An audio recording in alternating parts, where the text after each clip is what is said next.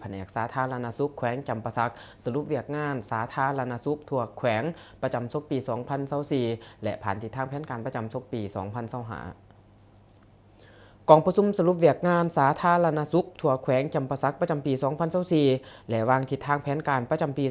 2025 ได้จัดขึ้นในวันที่ 2 พฤษภาคมอยู่ที่แผนกสาธารณสุขแขวงโดยการเข้าร่วมของทานศาสดาอาจารย์ปริญญาเอกดร.บุญแฝงภูมิไลสิทธิ์กรรมการศูนย์กลางภาครัฐมนตรีกระทรวงสาธารณสุขมีห้องรัฐมนตรีกระทรวงสาธารณสุขมีหัวหน้ากรมห้องกรม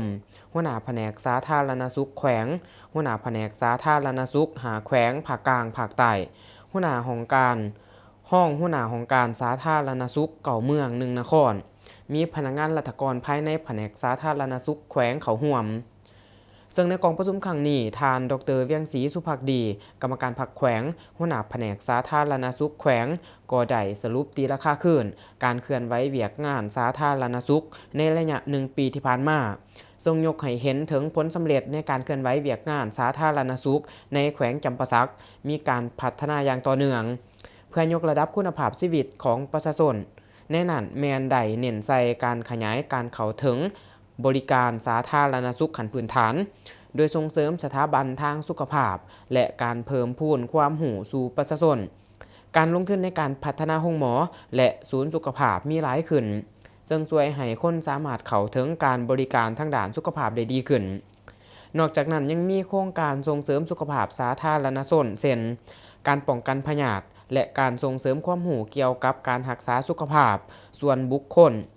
การติดตามเฝ้าระวังเวียกงานป้องกันและควบคุมพยาธิติดต่อแมนสามารถควบคุมพยาธิที่มักเกิดตามฤดูกาลเป็นต้นแมนพยาธิไข้ยุงลายแมนบ่มีการระบาดภายในแขวง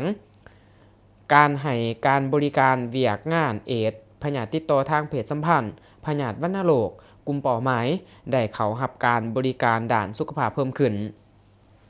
อัตราการติดเชื้อพยาธิไข้ยุงลดลงและบ่มีกรณีเสียชีวิตเวียกงานการให้บริการสุขภาพและปิ่นปัวพยาธิอยู่สถานที่บริการสาธารณสุขทั่วแขวงจำปาสักใน1 ปีที่ผ่านมามีจำนวนคนเจ็บกวดเขตนอกได้ทั้งหมด 233,158 คนคนเจ็บนอนห้องหมอ 45,887 คนเวียกงานประเมินคุณภาพการบริการหาดี1พอใจเช่นการต้อนรับดีสะอาดดีสะดวกดีบ่งมติดีปิ่นปัวดีแม้นสามารถปฏิบัติได้บรรลุขาดหมายที่วางไว้ผ่านการจัดตั้งปฏิบัติของแผนบรรดาแผนงานต่างๆแม้นบรรลุตามระดับขาดหมายที่วางไว้